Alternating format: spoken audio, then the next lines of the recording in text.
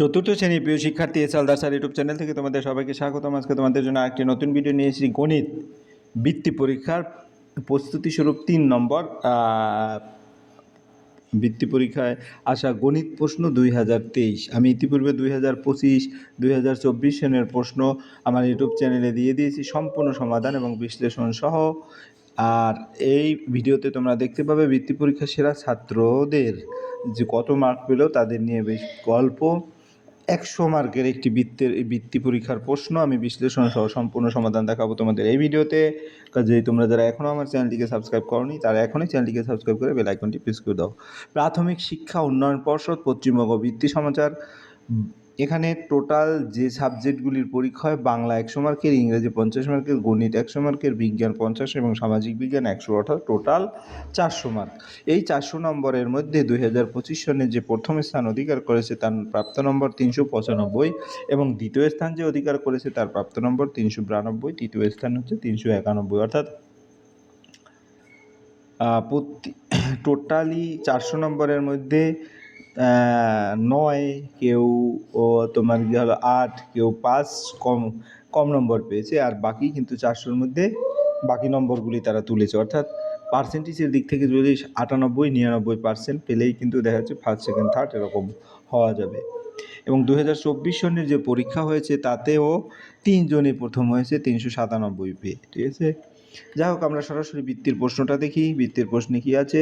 এই প্রাথমিক শিক্ষা উন্নয়ন পর্ষদ 2000, আমাদের যে প্রশ্নটি সেটা কত 2023। 2023-এর আমরা আলোচনা করেছি।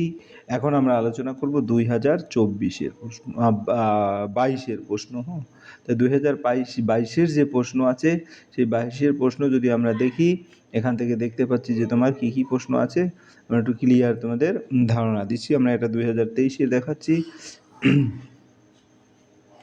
এই হচ্ছে 2022-এর প্রশ্ন। 2022-এর প্রশ্ন এই যে দেখো, প্রাথমিক শিক্ষা উন্নয়ন পর্ষদ। তাহলে এখানে প্রথম যে প্রশ্নগুলি এক এক করে সম্পূর্ণ প্রশ্নগুলি দেখতে পাচ্ছি। এখন 1 নম্বরের প্রশ্ন আমরা নিয়ে আলোচনা করব। সেটা হচ্ছে কি 2 নম্বর, 3 নম্বর এরকম করে টোটাল যে 5 নম্বর, এটা 6 নম্বর, 7 নম্বর সব প্রশ্ন দেখে নিলাম। এরপর উত্তর। তা যুগ্ম অথচ মৌলিক সংখ্যাটি হলো, যেমন এখানে দেখো যুগ্ম অথবা মৌলিক সংখ্যাটি কি? যুগ্ম অথবা মৌলিক সংখ্যাটি হচ্ছে কি 2। যে সংখ্যা 2 দ্বারা বিভাজ্য তাকে যুগ্ম সংখ্যা বলে। যে সংখ্যার ভাজক শুধু 1 এবং নিজে তাকে মৌলিক সংখ্যা বলে। একমাত্র 2ই এমন সংখ্যা যা যুগ্ম এবং মৌলিক, তাই উত্তর 2। এরপরের প্রশ্ন, কোনো ভগ্নাংশের লব 8 এবং হর 12। ভগ্নাংশটি লেখো। ভগ্নাংশের উপরের সংখ্যা লব এবং নিচের সংখ্যা হবে হর, তাই ভগ্নাংশটি হবে 8/12। এরপরের প্রশ্ন হচ্ছে 9, 2, 6 দিয়ে গঠিত ছোট সংখ্যাটি লেখো। 9, 2, 6 দিয়ে গঠিত ছোট সংখ্যা হচ্ছে গঠনের অঙ্কগুলি ঊর্ধ্বক্রম সাজাতে হয়, অর্থাৎ 2, 6, 9, অর্থাৎ সংখ্যা হবে 2, 6, 9। যে রেখা এঁকে বেঁকে চলে তাকে কি রেখা বলে? যে রেখা সোজা না হয়ে বাঁকা বা এঁকে বেঁকে চলে তাকে বক্ররেখা বলে।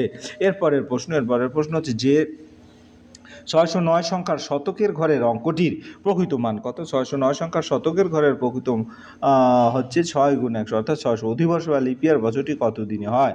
সাধারণ বছর 365 দিনে থাকে, কিন্তু অধিবর্ষ ফেব্রুয়ারি মাস একদিন বেশি থাকে, তাই মোট 366 দিনে অধিবর্ষ বা লিপিয়ার হয়। এরপরের প্রশ্ন আমরা যদি দেখি 2 নম্বরের প্রশ্ন, কথায় লেখো 20500। কথায় লিখতে বলেছে 20500। সংখ্যাটি ভেঙে লিখলে 20,500, অর্থাৎ আমরা তাহলে 20,500 এভাবে লিখে দেবো। এরপরের প্রশ্ন, 9 বছরে কত মাস? 9 গুণ 12, মানে তাহলে কত মাস হবে? আমরা জানি 1 বছর 12 মাস, তাই 9 বছর সমান 9 গুণ 12 সমান 108 মাস, অতএব 9 বছর সমান 108 মাস। পরের প্রশ্ন হচ্ছে একটি ট্রেন 14টা 30-এ ছাড়বে, তোমার ঘড়িতে সময় কি দেখাবে? 14টা 30-এ যদি ছাড়ে, 14টা 30 মিনিট হলো 24 ঘন্টার সময়। 12 ঘন্টার ঘড়িতে সময় পেতে হলে 14 বিয়োগ 12 অর্থাৎ 2, তাই সময় হবে 2টা 30 মিনিট, অর্থাৎ আড়াইটা। এরপরের প্রশ্ন, ছোট্ট থেকে বড় সাজাও। 7, 4, 3, 2 এবং 5, 2, 8, 8। এটা যদি আমরা দেখি 7, 4, 3, 2, প্রথমে হাজারে যদি বলি 7,000 আর 5,000, তাহলে প্রথম 7,000 বড় এবং 5,000 ছোটো, তাহলে এটা 5,288, তারপরে 7,432 এভাবে। এরপরের প্রশ্ন হচ্ছে কি দশমিক ভগ্নাংশে প্রকাশ করো 10 ভাগের 6 ভাগ। দশমিক ভগ্নাংশে যদি প্রকাশ করতে হয় 10 ভাগের 6 ভাগ মানে 6/10, এখানে দশমিক আকারে লিখলে 0.6, অর্থাৎ উত্তর 0.6। এরপরের প্রশ্ন হচ্ছে কি তোমার দুটি বিজোড় সংখ্যার গুণফল সর্বদা জোড় না বিজোড় হবে। দুটি বিজোড় সংখ্যার গুণফল বিজোড় সংখ্যা হবে, যেমন 3, 5, 7 ইত্যাদি ধরি। 3 গুণ 5 15 বিজোড়, আবার 5 গুণ 7 35 বিজোড়। অতএব দুটি বিজোড় সংখ্যার গুণফল সবসময় বিজোড় হয়। এরপর পরের প্রশ্ন হচ্ছে কি 1 লিটারে কত মিলিলিটার? এটা তোমাদের ভালোভাবে জানতে হবে। আমরা মাপ অনুযায়ী 1 লিটার 1000 মিলিলিটার, অতএব উত্তর হবে 1000 মিলিলিটার। এরপরের প্রশ্ন হচ্ছে, আমরা পরের প্রশ্ন সরাসরি চলে যাব।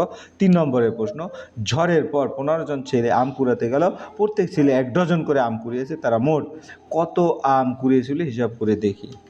তাহলে 1 ডজন 12টি, তাই প্রত্যেক ছেলে পেয়েছে 12টি, মোট ছেলে হচ্ছে 15 জন, সুতরাং মোট আম 15 গুণ 12 180টি, অথচ তারা মোট 180টি আম কুড়িয়েছিল। গুণটা কিন্তু তোমাদের মতো করবে।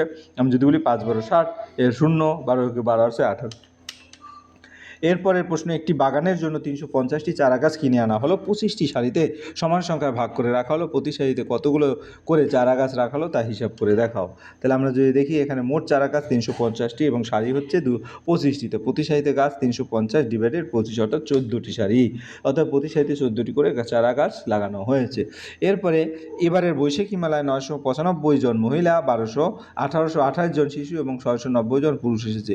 এই মেলায় এবারে মোট কতজন এসেছে হিসাব করে দেখি। তাহলে এখানে মহিলা হচ্ছে 995, শিশু 1828 এবং পুরুষ 690। তাহলে মোট যোগ করা হয়, তাহলে দেখা গেছে 3513 জন, অর্থাৎ মোট 3513 জন। যোগটা তোমরা নিজেরা সুন্দরভাবে প্র্যাকটিস করবে। এরপরে স্থানীয় মানুষের বিয়োগ করো, 9642 বিয়োগ 1728। তাহলে এটা যদি বিয়োগ করি, এখানে বিয়োগটা যদি নর্মাল হয়েতে দেখাচ্ছি, তাহলে কি 9642 থেকে 1000 বাদ গেলে তোমার তারপরে 700 বাদ যাবে, কারণ যেহেতু 700 আছে, তারপরে 20 বাদ যাবে, তারপরে 8 বাদ যাবে। তাহলে 9600 থেকে 8642, তারপরে 700 যদি বাদ যায় 7942, থেকে 20 বাদ গেল 7922, তারপর 8 বাদ গেল 7914। আমরা সহজ হইতে করেছি।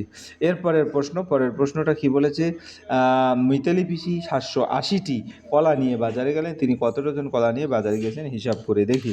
তাহলে 1 ডজন 12টি, মোট কলা 780টি, তাহলে কত ডজন হয়? 780 ভাগ 12, অর্থাৎ 65 ডজন, অর্থাৎ তিনি 65 ডজন কলা নিয়ে গিয়েছিলেন। এরপরের প্রশ্ন হচ্ছে, বিয়োগ করো 8 বছর 2 মাস 17 দিন, 2 বছর 6 মাস 22 দিন। যদি আমরা বিয়োগটা দেখিয়ে দেই, তাহলে 17 দিন থেকে 22 দিন যাবে না, অর্থাৎ আমরা 1 মাস ধার আনবো। 1 মাস মানে 30 আর 17 47 থেকে 22 গেলে তোমার অর্থাৎ 47 হলো। এই যে 47, এখন 8 বছর 1 মাস 47 দিন, আর এখানে লিখবো হলো মাস কম, তাই 1 বছর ধার নেই 12 মাস, তাহলে 1 সমান 13 মাস। তাহলে আমরা এটাকে আরও ভালোভাবে লিখতে পারি, 7 বছর 13 মাস 47 দিন। 47 থেকে 22 গেলে 25 থাকে, আর 13 থেকে 6 গেলে 7 থাকে, এবং বছরে 7 থেকে 2 গেল 5। তাহলে আমরা ফাইনালি উত্তর বলতে পারি 5 বছর 7 মাস 25 দিন।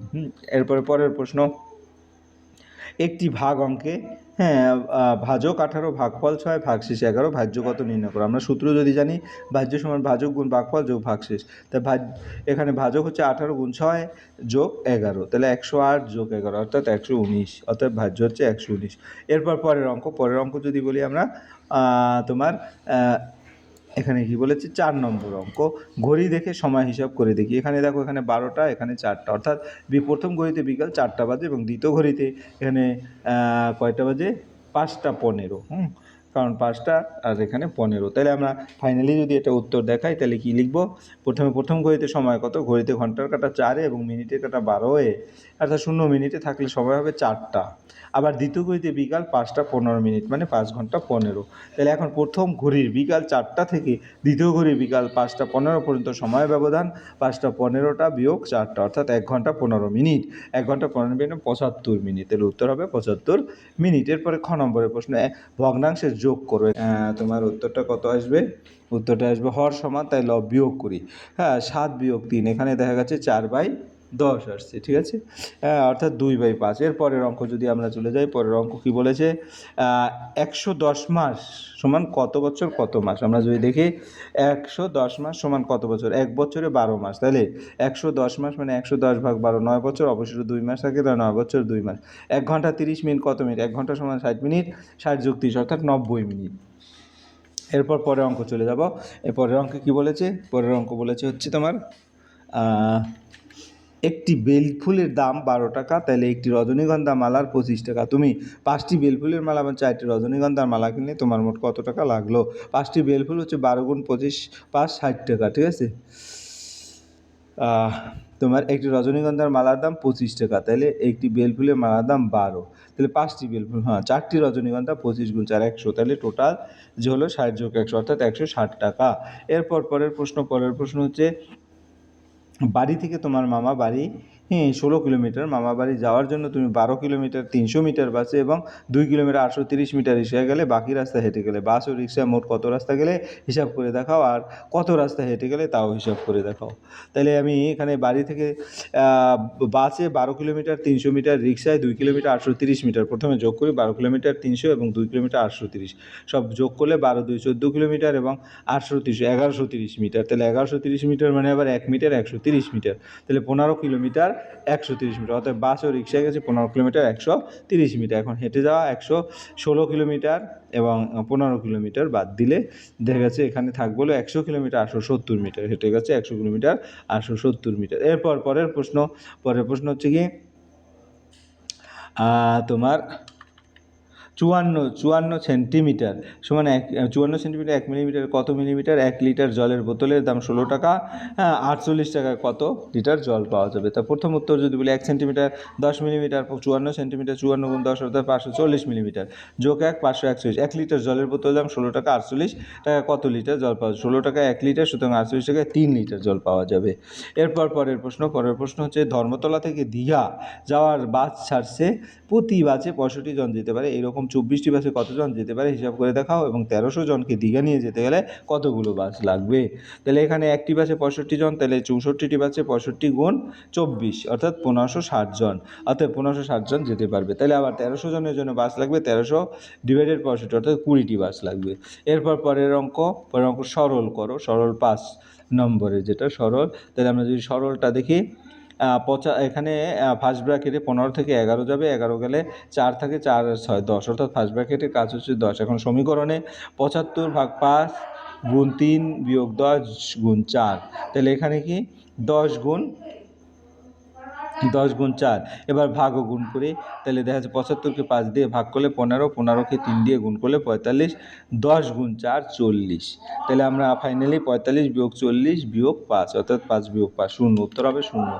এরপর পরের অঙ্ক ছবিটিতে কতটা দেখে যথার্থ উত্তর দাও, তাহলে ছবিটি যদি আমরা দেখে উত্তর দিই, তাহলে এখানে একটু আমরা দেখব কটা ত্রিভুজ আছে, তাহলে ত্রিভুজ বলি 1টা 2টো 3টে ত্রিভুজ, এটা ত্রিভুজ নয়, ঠিক আছে, তাহলে 3টে ত্রিভুজ, আর এই যে এখান থেকে একটা 4টে ত্রিভুজ, এই যে এই পার্টটা, আর এখান থেকে একটা ত্রিভুজ, এটা হচ্ছে 5টা ত্রিভুজ, ঠিক আছে। তাহলে আমরা যদি উত্তরটা দেখি এতে কটি ত্রিভুজ, মোট 5টি, এতে কটি চতুর্ভুজ আছে আমরা একটু চতুর্ভুজটা দেখি। চতুর্ভুজ হচ্ছে প্রথমেই একটা চতুর্ভুজ এইরকম করে, তারপরে এই যে একটা চতুর্ভুজ, আবার এই একটা চতুর্ভুজ, এইখান থেকে এই অর্থাৎ 3টে চতুর্ভুজ, তাহলে আমরা উত্তর এতে 3টি চতুর্ভুজ আছে। এরপরের প্রশ্ন নিচের প্রশ্নগুলো উত্তর দেয়। একটি বিন্দু দিয়ে কটি সরলরেখা টানা যায়? একটি বিন্দু দিয়ে বিভিন্ন দিকে অসংখ্য রেখা আঁকা সম্ভব, তাই একটি বিন্দু দিয়ে অসংখ্য সরলরেখা টানা যায়। এবার সমুদ্রের ঢেউর উপর একটি রেখা অঙ্কন করে, তা কেমন রেখা হবে? সমুদ্রের ঢেউর উপর সোজা নয় বাঁকা ওঠানামা করে, তাই তার উপর আঁকা রেখা হবে বক্ররেখা। এরপরে যে ত্রিভুজের 3টি বাহুর দৈর্ঘ্য সমান তাকে কীরকম ত্রিভুজ বলে? 3টি বাহু সমান তাকে সমবাহু ত্রিভুজ বলে। এই ছিল তোমাদের এই প্রশ্নের সামগ্রিক বিশ্লেষণ। আশা করি ভিডিওটি মনোযোগ সহকারে দেখলে ফুললি প্রশ্নের উত্তরে কিন্তু ক্লিয়ার বুঝতে পারবে। পরিশেষে বলবো ভিডিওটি দেখার জন্য অসংখ্য ধন্যবাদ। ভিডিওটি ভালো লাগলে লাইক কমেন্ট শেয়ার করতে ভুলবে না। আজ এই পর্যন্তই, ধন্যবাদ সবাইকে।